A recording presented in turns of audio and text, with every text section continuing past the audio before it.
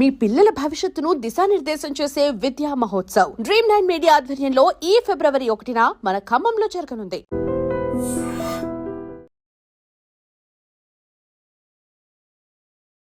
Welcome to I dream. నేను ఉదయశ్రీ.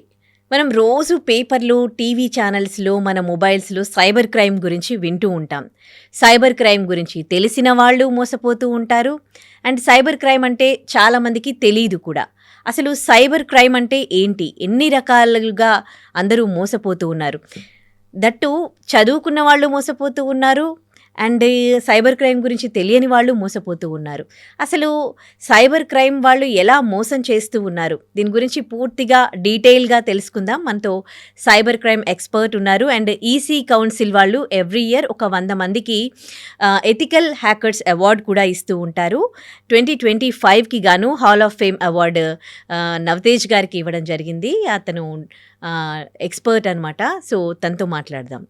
నమస్తే అండి, వెల్కమ్ టు అవర్ స్టూడియో. నమస్తే అండి.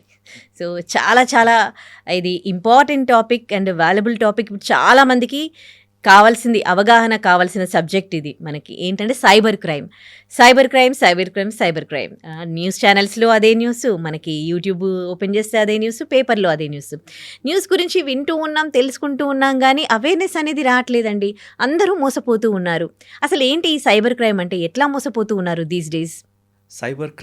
సైబర్ క్రైమ్ అంటేనే, సైబర్ అంటే ఇంటర్నెట్లో జరిగే క్రైమ్.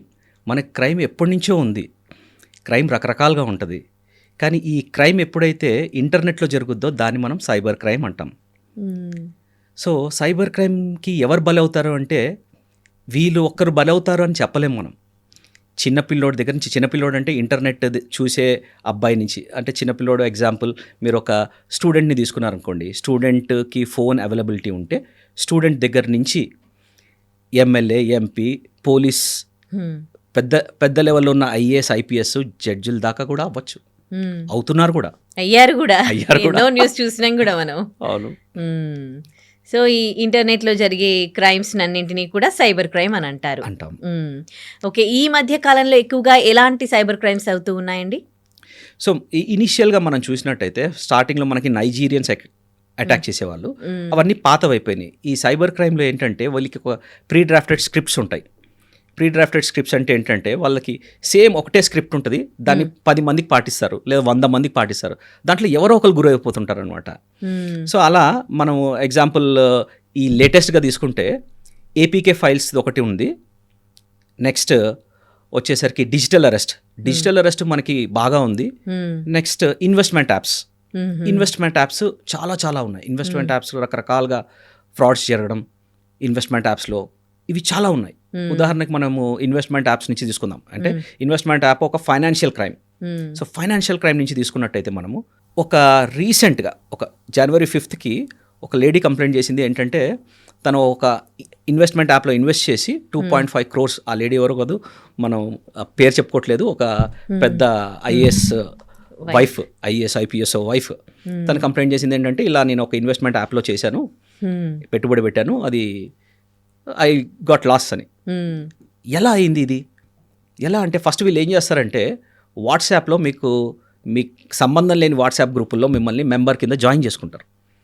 మనం ఏమనుకుంటాం, వాట్సాప్ గ్రూపు జాయిన్ అయితే ఏముంది, మనకేం పోవట్లేదు కదా, వాట్సాప్ గ్రూప్లో మనం జాయిన్ అయిపోతాం.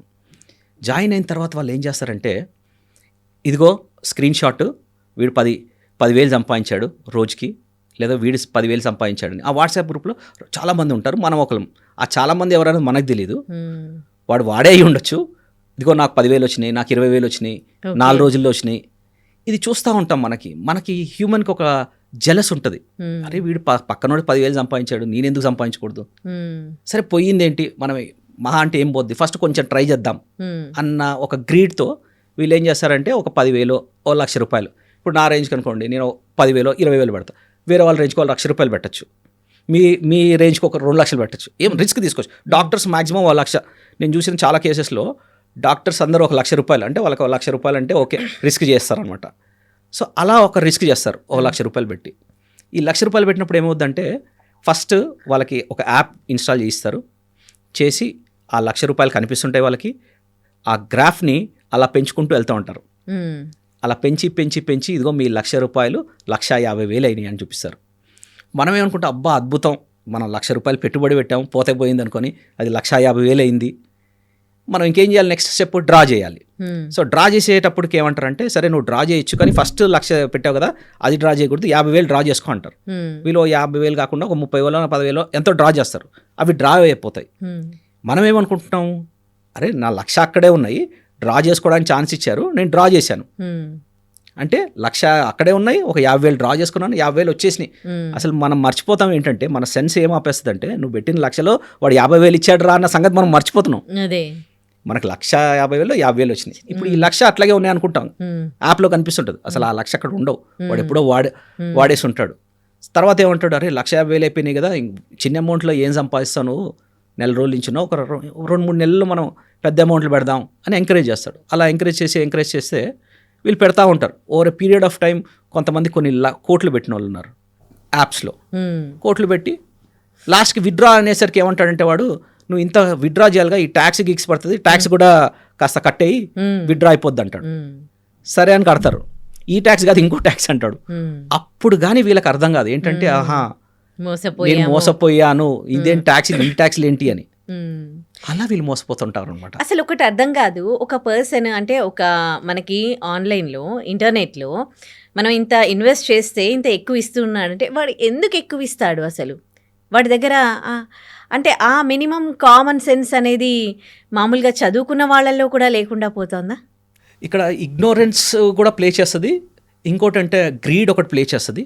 గ్రీడ్ అంటే ఇందాక మనం అసూయ గురించి మాట్లాడుకున్నాం, జెలస్ గురించి, అలా గ్రీడ్ కూడా ఒకటి ప్లే చేస్తుంది. గ్రీడ్ ఏంటంటే, ఒక ఐటము ₹10 ఉన్న ఐటము వాడు ₹1 లేకపోతే ₹100 ఉన్న ఐటమ్ ₹10 ఇస్తాడంటే మనం ఆలోచించాం, లేదా 90% అంటాడు. 90% వాడికి ఎలా వర్కౌట్ అవుతుంది, అసలు ఆ ప్రోడక్ట్ ప్రైస్ ఏంటి, అది మార్కెట్లోకి వచ్చేదాకా ఎంత పెరుగుతుంది అన్నది ఆలోచించరు.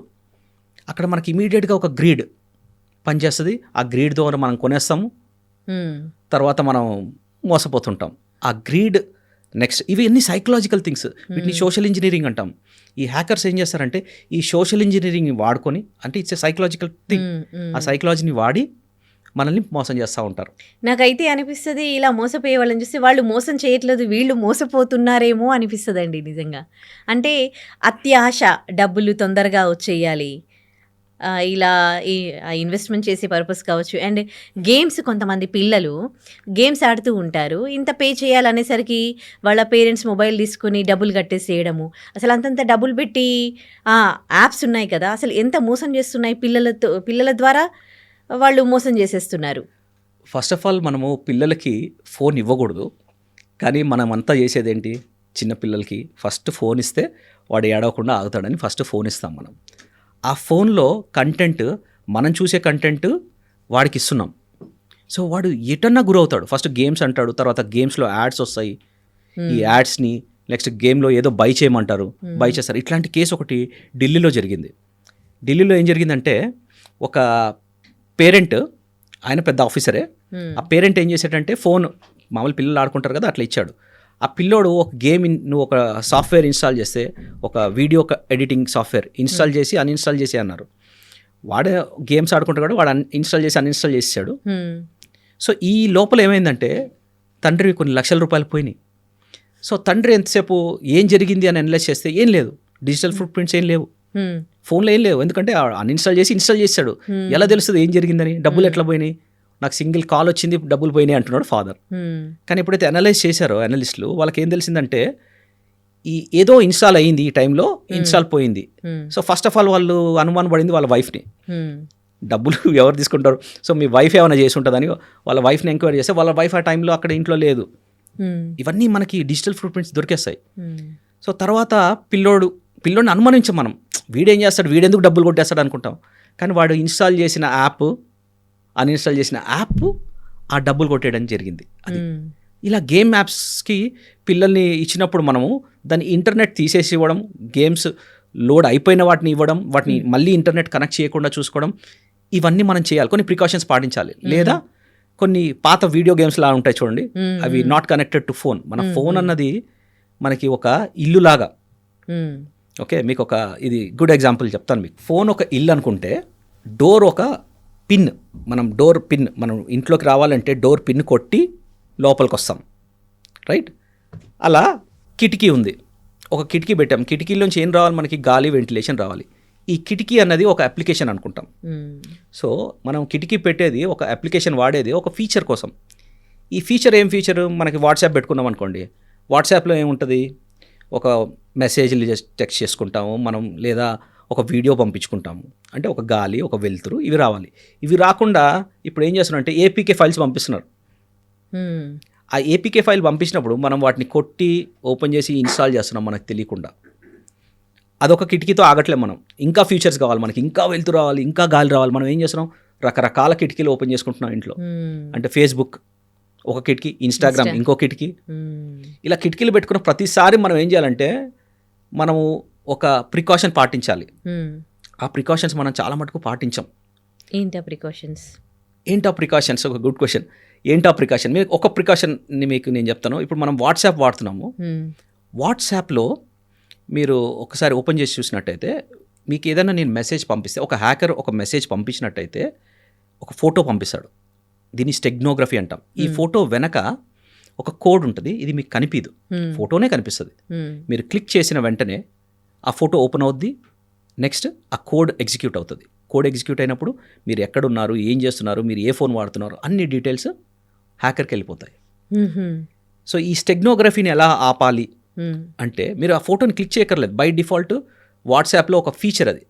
ఈ ఫీచర్ ఏం చేస్తుందంటే మీ ఫోటో పంపగానే ఆ ఫోటో ఓపెన్ అయిపోద్ది ఆటోమేటిక్గా. సో దీన్ని డిజేబుల్ చేసుకోవాలి. సో దీన్ని ఎలా డిజేబుల్ చేసుకోవాలి అంటే మీరు వాట్సాప్లోకి వెళ్ళి, ఇప్పుడు మీరు కూడా ట్రై చేయొచ్చు, మీ ఫోన్లో ఆన్ ఉందో లేదో.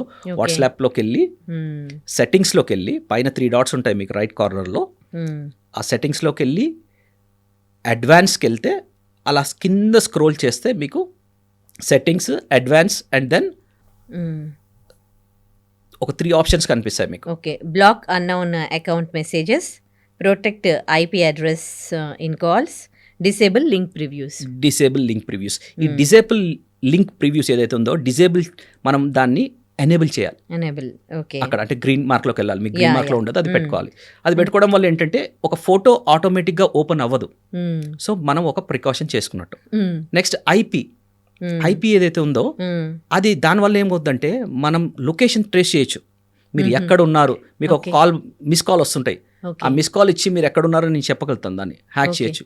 సో ఇది డిజేబుల్ పెట్టుకుంటే ఆ ఫీచర్ పనిచేయదు. మరి ఇది బ్లాక్ అన్నోన్ అకౌంట్ మెసేజెస్ అంటే ఇప్పుడు ప్రజెంట్ మనకు అవసరం లేదు, అది సెలబ్రిటీలకు అవసరం, అది మీరు పెట్టుకోవచ్చు. ఎందుకంటే అది ఎప్పుడైతే పెడతామో వేరే ఎవరు మనల్ని పింక్ చేయలేరు, మనం వాళ్ళ నెంబర్ సేవ్ చేసుకుంటే తప్ప మనల్ని ఎవరు పింక్ చేయలేరు, అలా వాడుకోవచ్చు. ఓకే, ఇప్పుడు పిల్లల త్రూ ఇట్లా యాప్స్ వాళ్ళు డౌన్లోడ్ చేసుకుని గేమ్స్ ఆడి వీళ్ళు ఇట్లా అంటే సైబర్ క్రైమ్స్ జరుగుతూ ఉన్నాయి కదా. సో ఇప్పుడు యాప్స్ విషయంలో అంటే పిల్లలకి మొబైల్స్ ఇచ్చే విషయంలో మీరు ఇచ్చే సజెషన్స్ ఏంటి? సో పిల్లలకి ఫస్ట్ ఆఫ్ ఆల్ మొబైల్ ఇవ్వకూడదు, కానీ అది ఇంపాసిబుల్ ఇప్పుడున్న జనరేషన్లో. పిల్లలకి మనం ఏం చేయాలంటే ఒక సపరేట్ ఫోన్ కొనియాలి. దాంట్లో యూట్యూబ్, మ్యాక్సిమం పిల్లలు చూసేది యూట్యూబ్. ఈ యూట్యూబ్లో మనం ఏం పెట్టి ఇవ్వాలంటే వాళ్ళకి లిమిటెడ్గా కిడ్స్ యూట్యూబ్ అని ఉంటుంది, అది పెట్టి అది ఇన్స్టాల్ చేసి ఇవ్వాలి. దాంట్లో వాళ్ళకి ఏం వేరే కంటెంట్ వెళ్ళదు. అదే మనం చూస్తున్న యూట్యూబ్ ఎప్పుడైతే ఇస్తామో దాంట్లో కొంచెం అడల్ట్ కంటెంట్ ఉంటుంది, ఏదో ఒక రకంగా ఒక బూతు జోకో ఏదో ఉంటుంది. అవి పిల్లలు కూడా చూసేసి వాళ్ళు చాలా అడ్వాన్స్ అయిపోతున్నారు ఇవాళ రేపు. అది తగ్గాలంటే మనం కిడ్స్ పెట్టాలి. మోరోవర్ మనం కూడా పాటించాల్సింది ఏంటంటే, ఇప్పుడు నేను ఒక 4 years క్రితం దాకా నాకు లింక్డ్ఇన్ తెలియదు.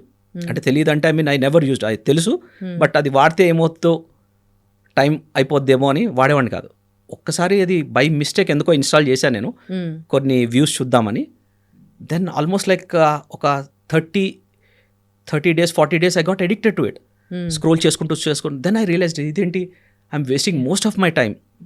దాంట్లో కూడా మీరు చూసినట్టయితే ఈ థంబ్నెయిల్స్ ఉంటాయి, ఎంత ఘోరంగా ఉంటాయంటే థంబ్నెయిల్స్. ఇలా మనం ఫస్ట్ అడల్ట్ కింద మనం చేసిన తర్వాత పిల్లలకి ఎలాగో చెప్పచ్చు. మనం చేయాల్సింది ఏంటంటే, ఎప్పుడైతే ఒక మీనింగ్లెస్ థంబ్నెయిల్ ఇమేజ్ ఉంటుందో దాన్ని ఇమీడియట్గా మీరు వెళ్ళి రిపోర్ట్ బ్లాక్ చేయాలి. ఓకే, ఒక్కసారి బ్లాక్ చేసినప్పుడు మీకు ఆ చెప్పే సోది రాదు, మనం వినం, అలాంటివి రావు. అవును. సో ఇది మనం ప్రతి ఒక్కరం చేయాలి.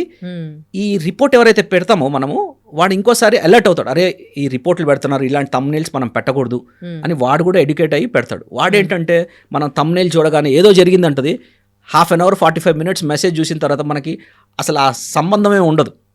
వాడు పెట్టే తమ్నైల్కి దానికి ఇది అందరికి ఎక్స్పీరియన్స్ కదా. అవును. సో ఇలాంటివి మనం ఏం చేస్తామంటే ఇగ్నోర్ చేస్తే మళ్ళీ వస్తుంది మీకు, ఎందుకంటే మీరు 1/2 అవర్ చూశారు కదా, మీకు అదే ప్రాంప్ట్ వస్తుంది. మనం చేయాల్సింది అలాంటివి చూసిన వెంటనే రిపోర్ట్ అండ్ బ్లాక్ చేయాలి. ఇలా అందరూ బ్లాక్ చేస్తే ఏమవుద్దంటే వాడు మారుతాడు, మనకి చెత్త కంటెంట్ రాదు. అవును. సో పిల్లలు, ఇందాక మీరు పిల్లలు అడిగారు కదా, పిల్లలకి ఏం చెప్పాలంటే, ఇప్పుడు మా అమ్మాయి ఉంది, మా అమ్మాయికి నేను ఏం చెప్తానంటే ఎంతసేపు పొడుపు కథలు చూడు, నెక్స్ట్ క్విజ్ చూడు, క్విజ్ 4th క్లాసో 3rd క్లాసో ఉంటారు, 12th మీరు క్విజ్ చూడండి, లేకపోతే సబ్జెక్ట్కి సంబంధించిన క్విజ్ చూడండి. రోజు ఒక 1/2 అవర్ 1 అవర్ టైం పెట్టాలి వాళ్ళకి. ఈ టైం పెట్టడం వల్ల ఏమవుద్దంటే పిల్లలకి ఎప్పుడంటే అప్పుడు ఇవ్వకూడదు మనం ఫోను. వాళ్ళకి ఒక టైం పెట్టాలి, ఒక 6 to 7 స్కూల్ నుంచి వచ్చిన తర్వాత ఒక 1/2 అవర్, తర్వాత లంచ్కి బిఫోర్ ఆఫ్టర్ 1/2 అవర్, లంచ్ తర్వాత లంచ్లో కూడా ఇవ్వకూడదు, లంచ్ తినేసిన తర్వాత కానీ లంచ్ ముందు కానీ. ఇలా మనము హ్యాబిట్ చేయాలి. ఈ హ్యాబిట్స్ అలవాటు అవ్వాలంటే ఒక 26 days మీరు దగ్గరుండి ఈ హ్యాబిట్ అలవాటు చేస్తే ఖచ్చితంగా పిల్లలు మారుతారు, they will go in a right direction. Okay. ఇక కొంచెం చిన్న పిల్లల దగ్గర నుంచి కొంచెం టీనేజ్ పిల్లల వరకు వస్తే, మనము టీనేజ్ పిల్లలు అనేసరికి మన వాళ్ళకి ఫేస్బుక్ ఉంటుంది, ఇన్స్టా ఉంటుంది, సో చాలా చాలా యాప్స్ ఉంటాయి, పింట్రెస్ట్లు ఉంటాయి, ఇవన్నీ అయితే వాళ్ళకి వాట్సాప్ ఇవన్నీ ఉంటాయి. సో ఈ యాప్స్లలో కూడా సైబర్ క్రైమ్స్ అవుతాయా? అండ్ ఈ యాప్స్ ఉన్నవాళ్ళు ఎలాంటి జాగ్రత్తలు తీసుకోవాలి? ఎలాంటి క్రైమ్స్ అవుతున్నాయి ఇందులో? సో యాక్చువల్లీ టీనేజర్స్కి మీరు చూసినట్టయితే ఇన్స్టాగ్రామ్ కానీ ఇవన్నీ టీనేజర్స్కి అలౌ చేయదు. వాడు ఏదో ఒక ఏజ్ పెట్టుకొని ఏదో ఒక ఏజ్ ఇచ్చి వాడు అది యాక్సెస్ చేస్తున్నాడు. కరెక్ట్. టీనేజర్స్ అంతా ఇప్పుడు ఫోన్ నెంబర్స్ ఎవరు తీసుకోవట్లేదు. మొన్న మేము ఒక ఫంక్షన్కి వెళ్తే మా అబ్బాయి వాడి ఫోన్, వాళ్ళు ఎవరో ఫ్రెండ్ అయ్యాడు, ఫ్రెండ్ అయితే వాడి దగ్గర ఇన్స్టాగ్రామ్ తీసుకొని ఇన్స్టాగ్రామ్ ఫ్రెండ్స్ అంట, there is no phone contact, phone number తీసుకోవట్లేదు, ఇన్స్టాగ్రామ్ తీసుకొని ఇన్స్టాగ్రామ్లో చాట్ చేస్తున్నారు. సో ఈ ఇన్స్టాగ్రామ్లో కూడా మనకి చాలా థ్రెట్స్ ఉంటాయి. కంటెంట్ మనకి చెప్పినట్టు ఇందాక ఏజ్ గ్రూప్ వాళ్ళు ఎక్కువ పెట్టేయడం వల్ల అది వర్స్ట్ కంటెంట్ని ప్రొవైడ్ చేస్తూ ఉంటారు. లింక్స్ పంపిస్తూ ఉంటారు, అందులో కూడా లింక్ పంపిస్తుంటారు. లింక్ కొట్టకూడదు, కానీ మనం ఖచ్చితంగా మనం స్క్రోల్ చేసినప్పుడు ఏదో ఒక లింక్ వస్తుంది, దాన్ని క్లిక్ చేస్తాం. సేమ్ స్టోరీ, మనం దీన్ని కూడా బ్లాక్ చేయడం.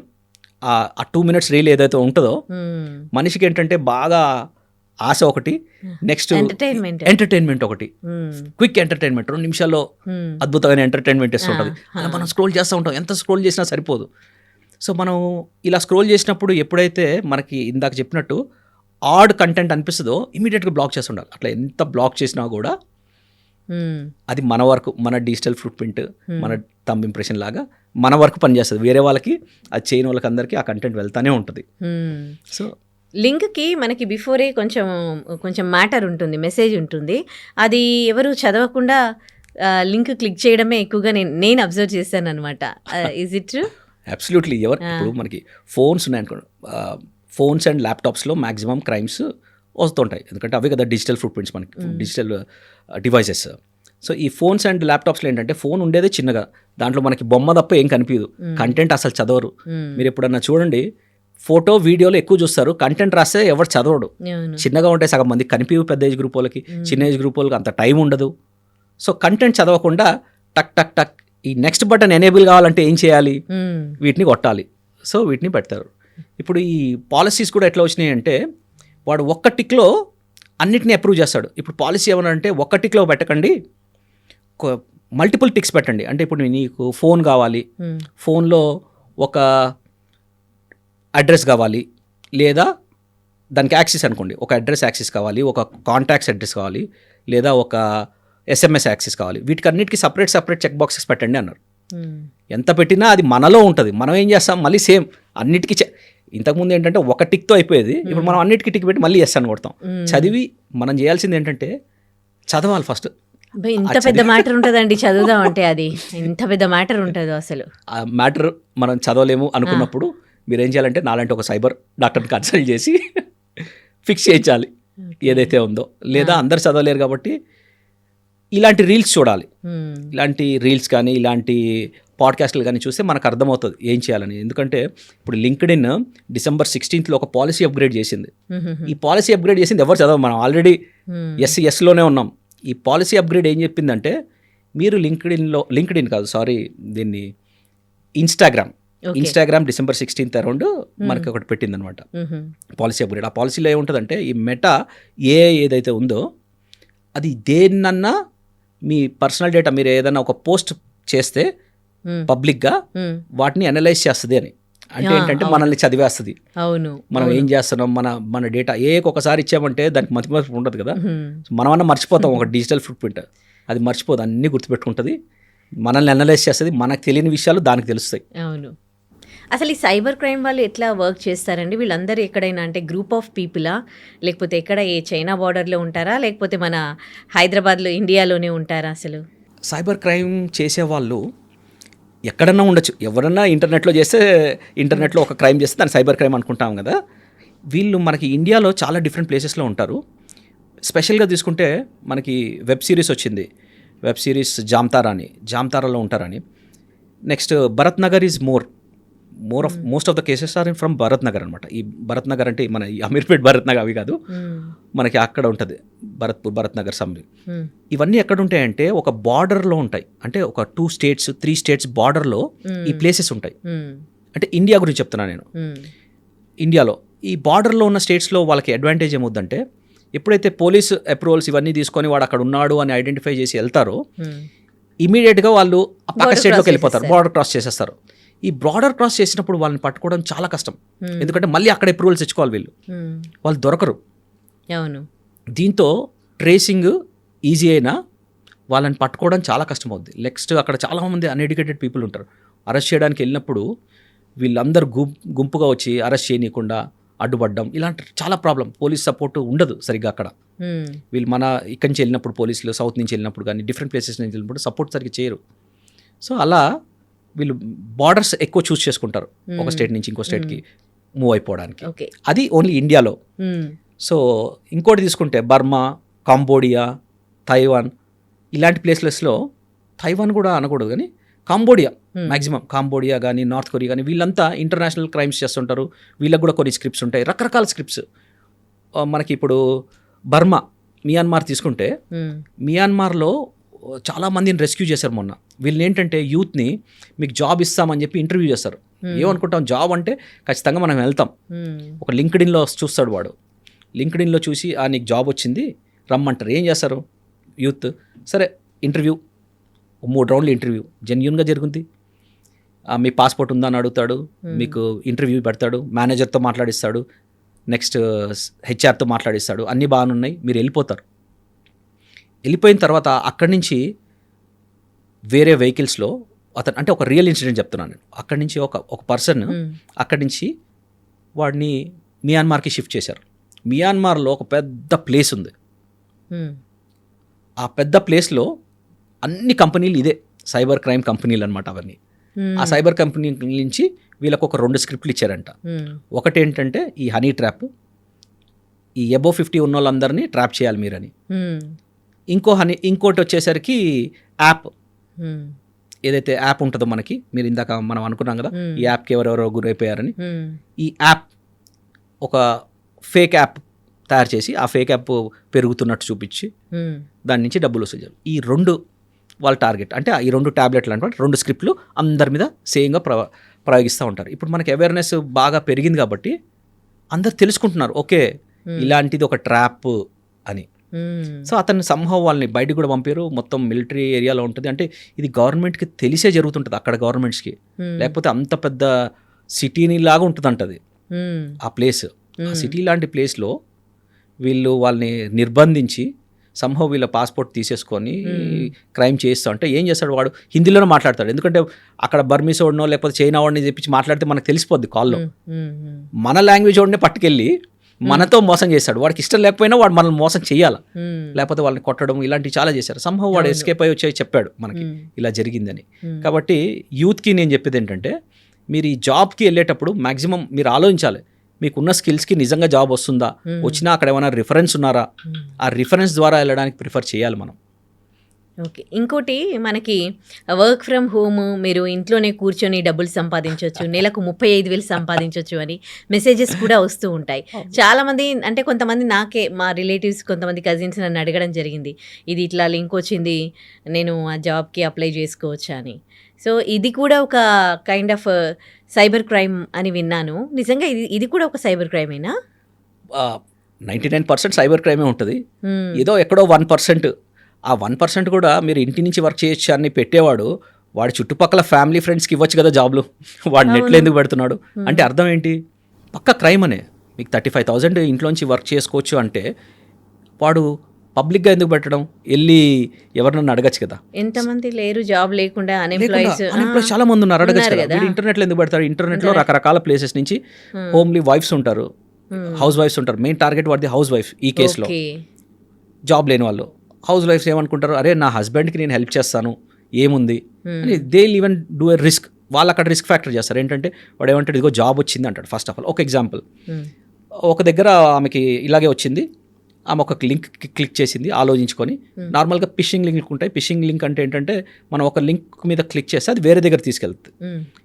అది కాకుండా ఇది జెన్యున్గానే వాడు ఇంటర్వ్యూ తీసుకున్నాడు. ఆ మేడం మీరు ఎంత టైంలో ఫ్రీ ఉంటారు, ఏ టైంలో చేస్తారు, ఒక 2 hours వర్క్ చేయాలన్నాడు. సరే 2 hours నేను ఫ్రీగానే ఉంటానండి.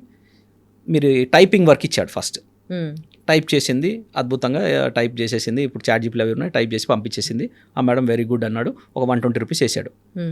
ఏమనుకుంటారు, నేను ఏం చేయలేదు, వాడికి పింగ్ చేశాను, జాబ్ అడిగాడు, 120 రూపీస్ వచ్చింది కదా డబ్బులు. సరే మేడం ఇంకో వర్క్ ఇస్తాను చేయండి అన్నాడు. ఇంకో ఏదో డేటా ఎంట్రీ వర్క్ ఇచ్చాడు. మెయిన్లీ ఇవి స్పెషల్గా డేటా ఎంట్రీ అని వస్తాయి. ఇంకో వర్క్ ఇచ్చాడు. ఇంకో వర్క్ చేసింది ఆమె, ఓ 1000 రూపాయలు వేసాడు.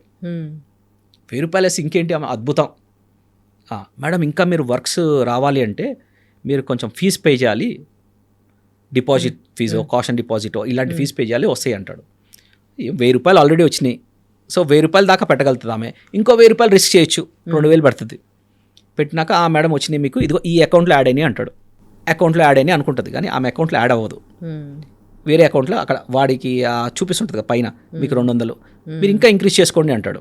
ఇంకా వర్క్ చేసుకోండి, ఇంకొక 5,000 వేయండి, ఇంకా ఎక్కువ వస్తుంది వర్క్ అంటాడు. ఇంకొక 5,000 వేస్తుంది. అట్లా ఇవి చిన్న ఒక 10,000 దాకా తీసుకెళ్తారు. హౌస్ వైఫ్స్ అట్లా 10,000 కన్నా ఎక్కువ రిస్క్ చేయరు కాబట్టి మహా అంటే ఇంకో 50,000 చేస్తారేమో. అక్కడికి ఆ 50,000 మీరు డ్రా చేసుకోవడానికి ఉండదు, అంతే, గాన్. ఓకే. అలా ఫూల్ అయిపోతా ఇలా ఉంటారు వర్క్ ఫ్రమ్ హోమ్. ఇంకోటి జాబ్ విషయంలో కూడా ఫస్ట్ మీరు ఎవరైనా జాబ్ ఇచ్చేవాళ్ళు ఫస్ట్ ఎందుకు రిటర్న్ పే చేయమని అంటారు. సో ఆ మాత్రం కామన్ సెన్స్ ఉండదు కదా అసలు జనాలకి. ఫస్ట్ అమౌంట్ కట్టించుకుంటారు అంటే అవి ఒక ఫేక్ జాబ్స్, ఇది కూడా సైబర్ క్రైమ్ అని అనుకోవచ్చా? అది అబ్సల్యూట్లీ సైబర్ క్రైమ్. ఇందాక సినారియోలో మనకి ఏంటంటే ఫస్ట్ వాడు డబ్బులు అడగడు, ఫస్ట్ వాడు డబ్బులు వేస్తున్నాడు మీకు. మిమ్మల్ని ఫస్టే డబ్బులు అడిగితే అందరూ ఇప్పుడు పబ్లిక్ కూడా అలర్ట్ అయిపోయి ఫస్టే డబ్బులు అడుగుతున్నాడంటే క్రైమ్ అనుకుంటారు. వీడు ఫస్ట్ డబ్బులు అడగట్లేదు. ఇందాక స్టోరీలో ఏంటి, వాడు డబ్బులు ఇస్తున్నాడు మీకు. ఇచ్చినప్పుడు మీరు అనుకుంటారు, అరే ఇచ్చాడు కదా అనుకుంటారు. వాడు 2,000 దాకా ట్రై చేయొచ్చు, మీ దగ్గర ఎక్కువ ఉన్నాయని తెలిస్తే 5,000 దాకా ట్రై చేయొచ్చు. మీకు 5,000 దాకా వేస్తాడు. వేసిన తర్వాత మీ దగ్గర నుంచి ఎక్కువ లాగేస్తాడు. ఇది జరుగుతున్నాయి. ఇక్కడ దొరికిపోతారు. అంటే నేను ఫుల్ అవ్వను అనుకున్న వాళ్ళు కూడా ఒక ట్రస్ట్ బిల్డ్ చేస్తాడు ఫస్ట్. ఆ ట్రస్ట్లో దొరికేస్తాం అనమాట మనం. అరే డబ్బులు వచ్చినాయి కదా, మనం రిస్క్ చేయొచ్చేమో అనుకున్న దగ్గర మనం దొరుకుతాం. జాబ్ కోసం అప్లై చేస్తూ ఉన్న వాళ్ళు ముఖ్యంగా ఇలాంటి విషయాల్లో వాళ్ళు కామన్గా అంటే కామన్ సెన్స్తో థింక్ చేయాల్సిన అంశాలు ఏంటి? జాబ్ కోసం ట్రై చేసే వాళ్ళు ఫస్ట్ రిఫరెన్స్తో వెళ్ళడం బెస్ట్. ఏదన్నా రిఫరెన్స్ చూసుకొని వర్క్ ఫ్రమ్ హోమ్లు ఆ నెట్లో వచ్చేవి కాకుండా, నెట్లో వచ్చినా కూడా వాటిని అనలైజ్ చేసి ఒక సీనియర్ లేదా ఎవరో ఒకరిని కన్సల్ట్ చేసి ఈ టైప్ ఆఫ్ జాబ్స్ ఉంటాయా, లేదా వాళ్ళ కంపెనీ ఏంటి, ఆ రివ్యూస్ ఏంటి, మనం గూగుల్ రివ్యూస్ మీద ఆధారపడచ్చు. సో నేను చూసే విధానం ఏంటంటే, చాలామంది చూస్తారు, నా విధానం కూడా గూగుల్ రివ్యూస్లో పాజిటివ్ చూడకండి, నెగిటివ్ చూడండి. ఆ నెగిటివ్లో కూడా ఎలాంటి నెగిటివ్ చూడాలంటే అది సీరియస్గా ఉందా, లేకపోతే వీడు వాడిని డౌన్ చేయడానికి పెట్టాడా, ప్రాపర్ నెగిటివ్ రివ్యూస్ చదివి మనం ఒక డిసిజన్ తీసుకోవచ్చు. ఓకే. ఇకపోతే షాపింగ్ విషయంలో షాపింగ్స్ చేస్తూ కూడా అంటే వాళ్ళు ఒక ఐటెం ఆర్డర్ పెడితే ఇంకో ఐటెం రావడం, దానికి వేలు వాళ్ళు మోసపోవడం జరుగుతూ ఉంటుంది. షాపింగ్ విషయంలో ఎట్లాంటి జాగ్రత్తలు తీసుకోవాలి, ఎలాంటి మోసాలు జరుగుతూ ఉన్నాయి? షాపింగ్ విషయంలో ఇదివరకు ఎలా ఉండేదంటే, ఏదో ఐటెం పెట్టేసి వాడు కొనమనేవాడు, వీళ్ళు డబ్బులు పే చేసేసిన తర్వాత ఐటెం వచ్చేది కాదు. ఇప్పుడు ఏంటంటే కొంచెం తెలివి మీరింది కాబట్టి పబ్లిక్కి వాళ్ళు ఏమనుకుంటారంటే క్యాష్ ఆన్ డెలివరీ పెడదాం అనుకుంటున్నారు. ఈ క్యాష్ ఆన్ డెలివరీ పెడితే ఏంటి, ఐటెం వస్తుంది కదా అప్పుడని. ఈ ఐటెం వచ్చినా కూడా ఏమొస్తుందంటే వీడు ఏదో ఒక ప్యాంట్ పెడతాడు, పర్చేస్ చేస్తాడు, ఐటెం వస్తుంది. అంటే అమెజాన్ ఇలాంటివి కాదు నేను చెప్పేది, మామూలు థర్డ్ పార్టీ సైట్. మీకు యాడ్స్ వస్తాయి, ఈ గూగుల్ యాడ్స్ లేదా ఫేస్బుక్ యాడ్స్ స్పెషల్లీ. ఈ యాడ్స్లో వచ్చే వాటిని కొట్టకండి. జెన్యూన్గా ఏవైతే సైట్స్ ఉంటాయో, ఇప్పుడు మీషో కానీ లేకపోతే అంటే జెన్యూన్ అని చెప్పాను కానీ మీషో అంటే there is some authority, there is some process అక్కడ. అమెజాన్ కానీ వాళ్ళకు టీం ఉంటుంది, వాళ్ళు చెప్తారు మీరు ఎట్లా మనం వాటిని ఫొటోస్ తీసుకోవచ్చు ఓపెన్ చేసి ఇట్లా వచ్చిందని చెప్తే వాడు రిఫండ్ కూడా చేస్తాడు. అలాంటివి కాకుండా యాడ్స్ వచ్చినప్పుడు క్లిక్ చేసి మనం కొంటాను చూడండి, అవన్నీ ఫ్రాడే. యాడ్స్ వచ్చిన పాపప్లో కొనకూడదు. సో దీంతో నేను ఒక స్టోరీ చెప్పాలనుకుంటున్నాను, యూఎస్ ఫ్రాడ్స్ ఎట్లా జరుగుతాయని. సేమ్ జాబ్కి రిలేటెడ్, ఇందాక మనం జాబ్ మాట్లాడుకున్నాం, తర్వాత షాపింగ్ మాట్లాడుకున్నాం కదా. ఈ రెండింటిని క్లబ్ చేసి ఒకటి వాడాడు యూఎస్లో. ఎలా వాడాడంటే యూఎస్లో స్టూడెంట్స్ వెళ్తారు, మన పిల్లలు చాలామంది స్టూడెంట్స్ వెళ్తారు. అక్కడ వెళ్ళిన తర్వాత వాడు ఏమంటాడంటే ఇదిగో జాబ్ అని అంటాడు. ఆబ్వియస్లీ యూఎస్ వెళ్ళేది ఎందుకు, మనం జాబ్లు ఎత్తుకోవడానికే. పిల్లలందరూ ఏం చేస్తారు, వీడు జాబ్ మీద ఎతుకుతాడు. ఎతికితే ఏదో ఒక జాబ్ వచ్చింది, సేమ్ ఇంటర్వ్యూ తీసుకుంటాడు. అద్భుతం, మీరు బాగా చెప్పారు, పాస్ అయిపోయారు, మీరు ఒక పని చేయండి, మీకు మేము చెక్ పంపిస్తున్నాను అంటాడు. అని ఒక చెక్ పంపిస్తాడు. చెక్ పంపించిన తర్వాత మీరు ఏమనుకుంటారు, ఇంటర్వ్యూలు అయిపోయినాయి, ఒక 3 rounds ఆఫ్ ఇంటర్వ్యూలు అయిపోయినాయి, చెక్ పంపించాడు. ఇంకా మీకు ఎక్కడైనా డౌట్ ఉందా? లేదు, ఉండదు మనకు డౌట్. చెక్ పంపించాడు, ఒక $10,000 వేస్తాడు. 10,000 వేసాను, మీరు ఏం చేయాలంటే మేము మా కంపెనీ పాలసీలో మేము ఏ ఐటమ్స్ మీకు ఇవ్వము, మీరు కొనుక్కోవాలి అంటాడు. అని మీరు ఈ సైట్ నుంచి కొనుక్కోండి అని చెక్ పంపిస్తాడు. వాడు ఒక సైట్ ఇస్తాడు. ఈ సైట్లోకి వీళ్ళు వెళ్ళే స్టూడెంట్, నాకు తెలిసిన స్టూడెంట్ అనమాట, కొన్నాడు.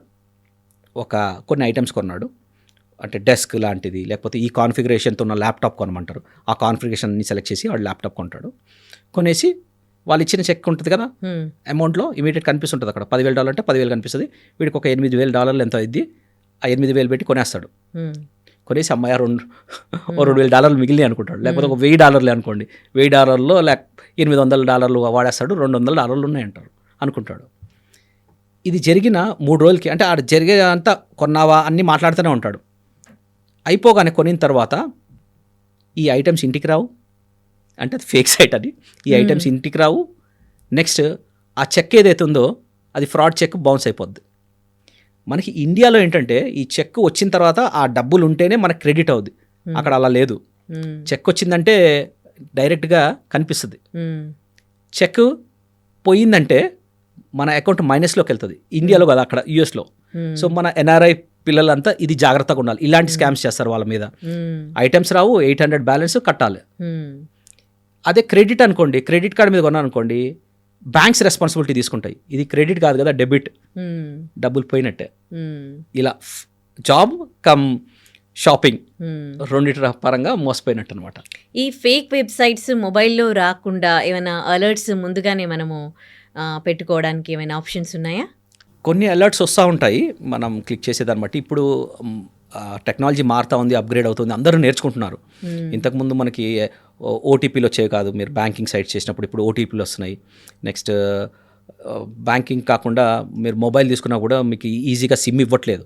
ఇంతకుముందు సిమ్ కావాలంటే చాలా సిమ్లు, ఇప్పుడు కూడా చాలా సిమ్లు అన్అఫిషియల్గా దొరుకుతున్నాయి, కానీ వాటిని సంచార్ సాతి అన్న సైట్ ఉంటుంది. ఈ సైట్ చాలా హెల్ప్ చేస్తుంది మనకి. దీంట్లో మన పేరు మీద ఏమి సిమ్స్ ఉన్నాయనేది మనం ఎవ్రీ ఒక 2 months 3 monthsకి చెక్ చేసుకుంటూ ఉండాలి.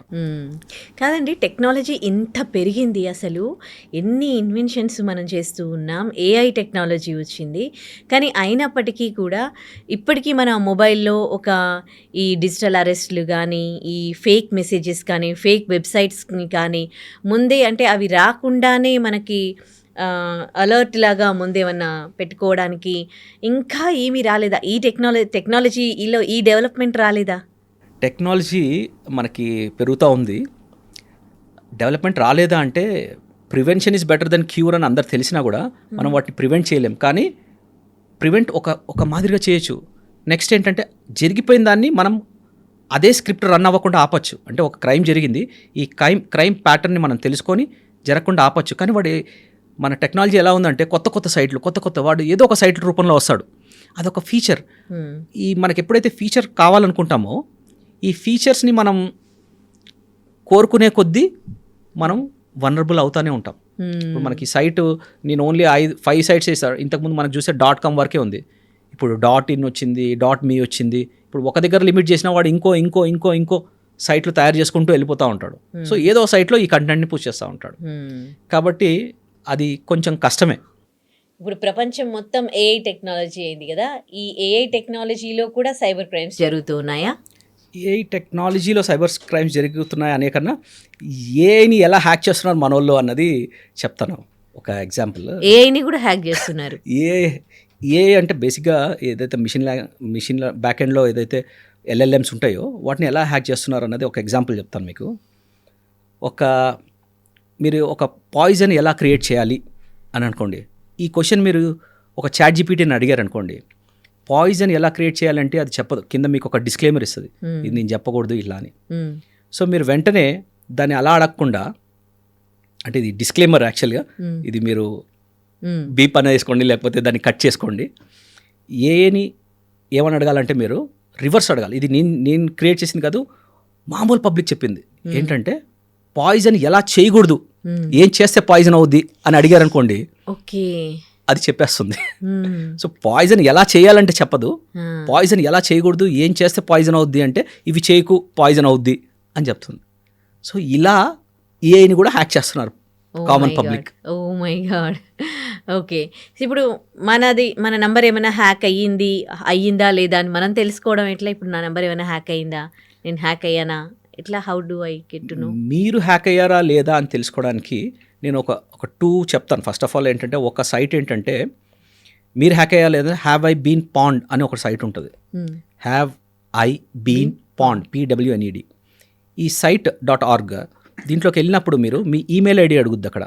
మీరు ఎప్పుడైతే మీ ఈమెయిల్ ఐడి ఇచ్చారో, దాదాపు మీరు ఎప్పటి నుంచి వాడుతున్నారో అప్పటి నుంచి ఎన్ని అయితే ఎక్కడెక్కడైతే పెద్ద పెద్ద డేటా లీక్స్ జరిగినాయో వాటిలో మీ సైట్ లిస్ట్ అయిందా లేదా అన్నది, లేదా మీ ఈమెయిల్ ఐడి లిస్ట్ అయిందా లేదా అని తెలిసిపోద్ది. ఇప్పుడు మీరు లాగిన్ అవుతున్నారు ఆండ్రాయిడ్ ఫోన్లో, జీమెయిల్ వాడతారు, ఆ జీమెయిల్ ఐడి ఇచ్చారంటే అక్కడ it will tell you whether your privacy is in public domains or not అని. ఇది మనకు తెలిసిపోద్ది అనమాట. అది మీరు కొంచెం అడ్వాన్స్ యూజర్ అనుకోండి, టెక్నికల్గా స్ట్రాంగ్ ఉన్నారనుకోండి, ఇంకో సైట్ ఉంది. ఈ సైట్ ఏంటంటే privacy.net/analyzer అని ఒక సైట్ ఉంటుంది. ఈ సైట్లో మీరు ఎప్పుడైతే మీ కంప్యూటర్ నుంచి లేదా ఫోన్ నుంచి కొట్టారో, ఇక్కడ మీకు ఎంత డేటా ఇస్తుంది అంటే అది, అంటే దానికి ఏ పర్మిషన్స్ అక్కర్లేదు. అంటే మీరు ఏ ఫోన్ వాడుతున్నారు, లేదా మీ ల్యాప్టాప్లో బ్యాటరీ ఎంత ఉంది, మీ డిజిటల్ ఫింగర్ ప్రింట్ ఏంటి. డిజిటల్ ఫింగర్ ప్రింట్ అంటే చాలా ఇంట్రెస్టింగ్ ఉంటుంది. ఏంటంటే మీ ప్యాటర్న్ ఆఫ్ స్టైల్ ఏంటి, అంటే గూగుల్లో మీరు ఏం క్వశ్చన్లు అడుగుతున్నారు, ChatGPTలో ఏం కొడుతున్నారు, మీ బ్రౌజర్లో ఏం చేస్తున్నారు, ఇదంతా అంటే మీ స్టైల్ ఒకలాగా ఉంటుంది, నా స్టైల్ ఒకలాగా ఉంటుంది, వేరే వాళ్ళ స్టైల్ ఒకలాగా ఉంటుంది. సో ఈ స్టైల్కి ఒక ఫింగర్ ప్రింట్, అంటే వాళ్ళకి ఫింగర్ ప్రింట్ ఉంటుంది కదా, అట్లా మీ స్టైల్ ఆఫ్ హ్యాకింగ్ ఏంటి, లేదా మీ స్టైల్ ఆఫ్ క్వశ్చనింగ్ ఏంటి దాన్ని తెలిసిపోతుంది. సో దాన్ని బట్టి కూడా ట్రేస్ చేసుకోవచ్చు మనం, ఇది మీరేనా కాదా, మీరు వాడారా లేదా ఫోన్, లేదా మీరు వాడకుండా వేరే వాళ్ళు వాడారా ఈ డిజిటల్ ఫుట్ ప్రింట్ని. సో అలా చాలా ఇన్ఫర్మేషన్ ఉంటుంది దాంట్లో. మనం పర్మిషన్ ఇవ్వకుండా అంత డేటా వెళ్ళిపోతుంది అనమాట. సో మనం చాలా జాగ్రత్తగా ఉండాలి. అంటే ఒక బ్రౌజర్లో 10 ట్యాబ్లు ఓపెన్ చేసి మనం పనిచేస్తూ ఉంటాం. 10 ట్యాబ్లు ఓపెన్ చేయకుండా ఒక బ్రౌజర్లో ఒకే ట్యాబ్ ఓపెన్ చేసి పని చేసుకోండి, క్లోజ్ చేసి ఇంకోటి ఓపెన్ చేసుకోండి. అది చిన్న ట్రిక్, కానీ ఎన్నో రకాలుగా మనం హ్యాక్ అవుతూ ఉంటాం, చాలా జాగ్రత్తగా ఉండాలి. ఓకే, ఫైనల్గా అకౌంట్స్కి సంబంధించి, వాళ్ళ బ్యాంక్ అకౌంట్స్కి సంబంధించి ఎలాంటి ప్రికాషన్స్ తీసుకుంటే వాళ్ళు మోసపోకుండా ఉంటారండి? సో అంతా డిజిటల్ మనీ అయిపోయింది కాబట్టి బ్యాంక్స్ అకౌంట్స్లో మనం ఫస్ట్ ఆఫ్ ఆల్ డబ్బులు పెట్టుకోకపోతే బెస్ట్. ఎక్కడ పెట్టాలంటారు? ఇప్పుడు ఎలాంటి సిచ్యుయేషన్ ఉందంటే బ్యాంక్లో పెట్టినా కష్టంగానే ఉంది, ఇంట్లో పెట్టుకున్నా గవర్నమెంట్ తీసుకెళ్ళిపోతా ఉంటుంది. దొంగల కన్నా గవర్నమెంట్ కూడా you should not have this much amount అంటుంది కదా. సో మనకి బ్యాంక్లోనే పెట్టాలి అంటే మనం ఒక 2 అకౌంట్లు క్రియేట్ చేసుకోవడం, ఒక అకౌంట్ని అసలు టచ్ చేయకపోవడం, ఇంకోటి ఏదైతే మనం డైలీ మనం ఏవైతే యూస్ చేస్తామో భీమ్ యాప్ కానీ స్కానింగ్స్ కానీ వీటన్నిటికీ ఒక అమౌంట్ పెట్టుకోవడం, ఒక 10,000 ఒక 5,000 పెట్టుకొని అవి రెగ్యులర్గా చేయడం. ఏదైనా పెద్ద షాపింగ్ ఉన్నది అని మనకు తెలిసినప్పుడు ఆ పెద్ద అమౌంట్ నుంచి చిన్న అమౌంట్కి ట్రాన్స్ఫర్ చేసుకోవడం. మెయిన్లీ ఆ పెద్ద అమౌంట్ ఏదైతే ఉందో దానికి ఎటువంటి యాప్స్ కానీ వ్యాలెట్స్ ఇలాంటివి లింక్ లేకుండా చూసుకోవడం చేయాలి. గుడ్ ఐడియా ఇది. ఓకే, సో సైబర్ క్రైమ్స్ చాలా రకాలుగా జరుగుతూ ఉంటాయి. వాళ్ళ మోడ్ ఆఫ్ ఆపరెండస్ చాలా డిఫరెంట్గా ఉంటుంది. ఈ మోడ్ ఆఫ్ ఆపరెండస్ని మనం తెలుసుకున్నట్టయితే మనం ఒక రకంగా సైబర్ క్రైమ్ నుంచి బయటపడచ్చు. ఉదాహరణకి ఇప్పుడు నేను దాదాపు ఈ ఒక బుక్ రాశాను, సైబర్ క్రైమ్స్ ట్రిక్స్ ఎక్స్పోజ్డ్ అని.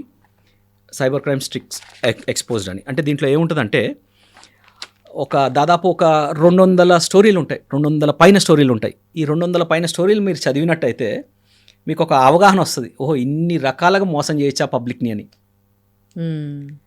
సో ఈ బుక్ ఇప్పుడు మార్కెట్లో దొరుకుతుందా అండి? ఇది ఫెబ్లో రిలీజ్ అవబోతుంది ఈ బుక్.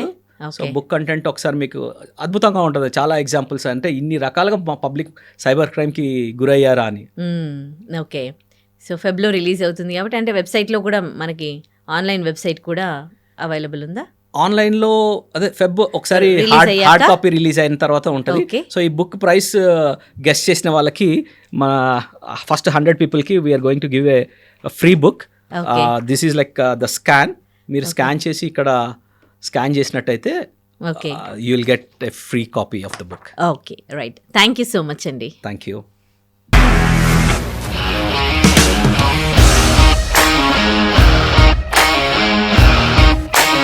ఇండస్ట్రీలో కమిట్మెంట్ ఇష్యూస్ వస్తే నీకు కూడా వచ్చినట్టు? మార్నింగ్ తీసుకెళ్ళాలంటే కొట్టి పడేస్తారు.